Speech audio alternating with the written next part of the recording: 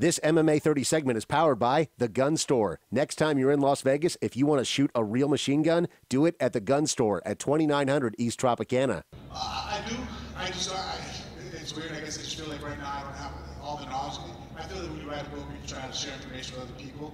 It pretty much means you have some information that's going to benefit society. You have some outlook that you really feel that, like, hey, if I can get this story out, it's going to enrich people's lives, and I just don't feel that I'm at that level yet. I feel I'm still learning and still trying to figure it out for myself. So to sit there and try to speak from any kind of mentor position, I just don't have that yet. I don't feel that, that I've acquired enough time on this planet yet to really be a source of authority. It's been easier for me to, it's been catch-22. I've been getting injured less. I noticed when I was the vegan. I seem to keep having the weirdest thing, muscle pulls, strains. And actually, first what got me to become a vegan was I was doing life insurance and my cholesterol was all bad. So I'm like, this is bad. I have kids. I want to sit around for a little while. So I went and, all the vegan, no animal products, plant-based food. Okay. And so I tried that, but then I was sparring one night and I had to get stitches. So I walked into the Centennial Hospital, writing down my stuff, and they did a blood pressure test. I'm like, man, your blood pressure, it was really bad. I'm just like, I work out twice a day. How can my blood pressure be this bad? Worse than it's ever been my whole life, because obviously I get tested all the time medically. Blew my mind. And then I got the Raw Wolf book, I just got to read that, and it was explaining how the high carb diet basically was boosting my insulin levels, and all the things I was complaining about were actually happening. So that's when I decided to go ahead and give it a shot. That's the thing. A lot of people, we read all these different books on different theories, but then you don't test them out for yourself. And so I've always been pretty good about getting it.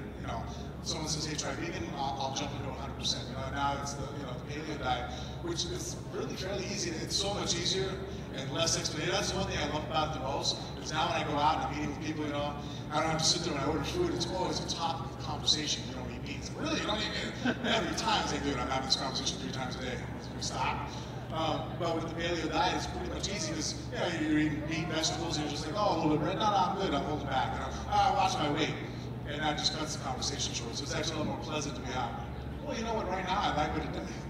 I think every day we all wake up, we try to be the best we possibly be, whether we make that actual verbal commitment or not. But every day you want to be a better person, right? You want to improve upon yourself. Many times in life, if I were to sit on the couch and watch TV all day, I feel junky at night, just like, man, I've wasted my day, I've wasted my life.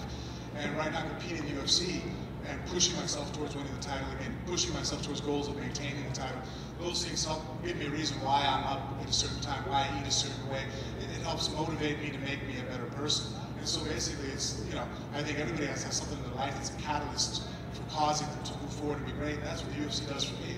It's what causes me to, not just sit in bed, because I probably don't have to do much anymore. My kids and family, they're well off enough. But then, would that really be a lifestyle, just to sit in bed and do nothing? I can't live with myself. So right now, it's my way of being competitive. And also, too, at this age, I'm only 32, I can still do this.